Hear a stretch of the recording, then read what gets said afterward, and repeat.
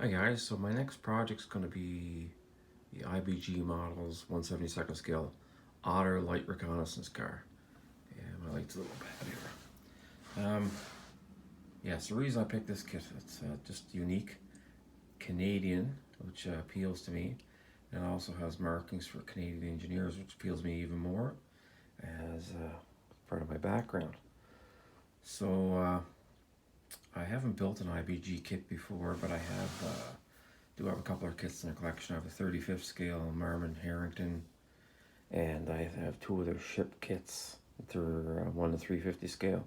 Haven't touched them yet. Of course, they're on the list to do because, as we all are as model builders, we're going to build every model we buy, right?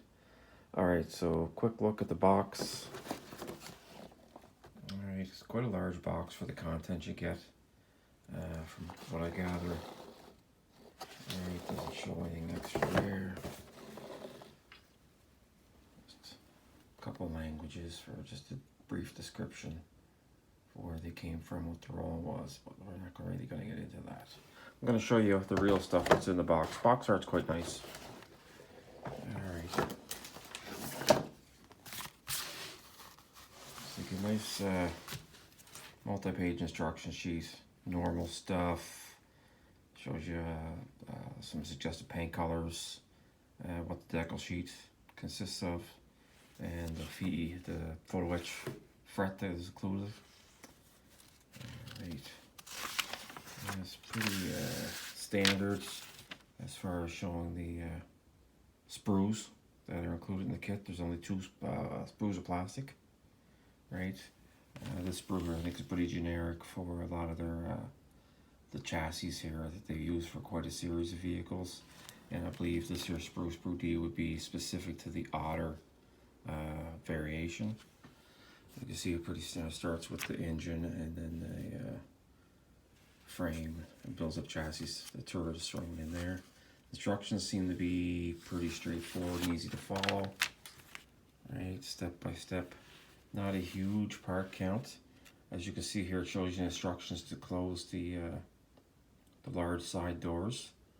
But here it give you the option to open it because it does show at least a partial interior with this kit, so it'd be your choice whether you want to display that or not, or maybe even add some more parts to it. All right. There are PE parts, PE for like the sand channel here, and the other PE parts are guards on the covering the transfer cases and stuff. Right, on the underside of the vehicle. Right, so following through, there's what the end result should look like in plastic. Right, markings and color guide are provided for two vehicles. One for an Italian reconnaissance vehicle, Polish reconnaissance vehicle in Italy in 1944, as you can see here. Pretty interesting looking actually. Nice color scheme, nice markings. And the other one, which I'll be honest with you, I'm going to use because it's Canadian and it's engineers, is this here color scheme you see here. And it's the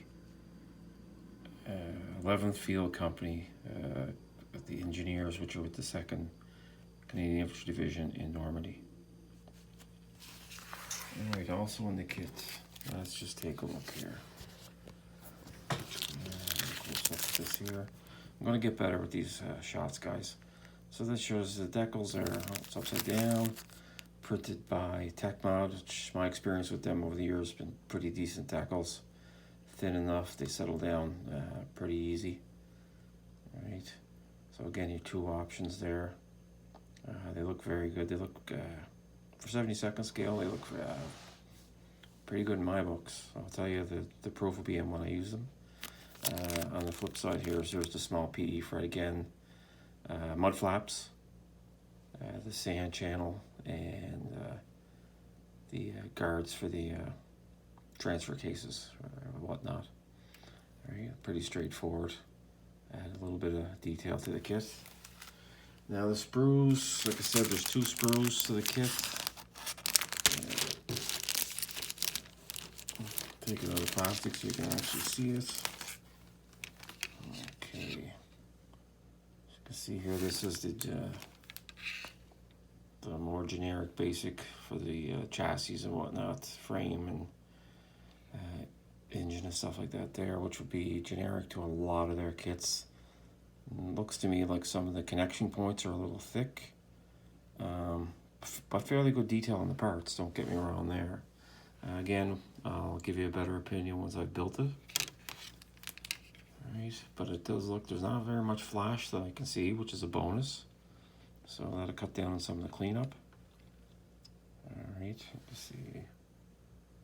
Engine there. Alright, doesn't look too bad again, 72nd scale. Alright, and let's look at the other sprue. Okay, and this is the best I can figure. These are the parts that are specific to the Otter version. So you can see the vehicle sides. Right, a little bit of exterior detail there. All right. You can see there's actually some interior detail. The shelf there that the radio goes on. Some rivets and bolt heads for the inside there. Looks like there's even some conduit for wiring and whatnot, which looks interesting. All right, as you go along here, vehicle floor interior actually has a little bit of detail on it.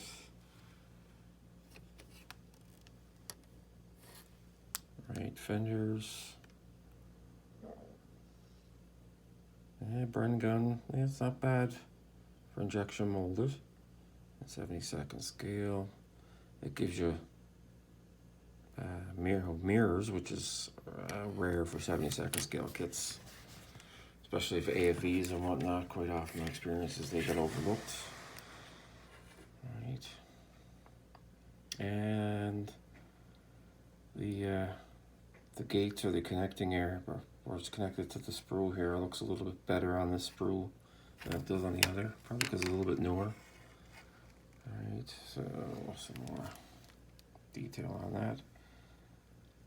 A lot of small parts here, but really there's not that many parts.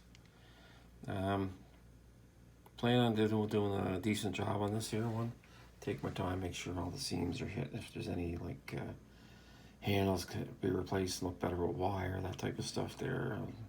Make sure it's good, especially because it's going to be representing the Canadian vehicle. So stay tuned for my next video. I'll show you the vehicle once I have it built up.